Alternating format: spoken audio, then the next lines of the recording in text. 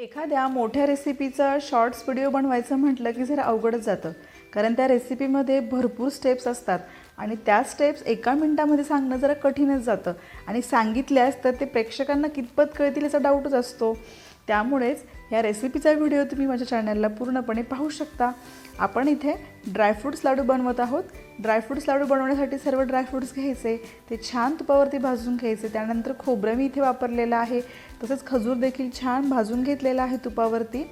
आणि हे सर्व आपल्याला थोडंसं मिक्सरमधून वाटून घ्यायचं आहे.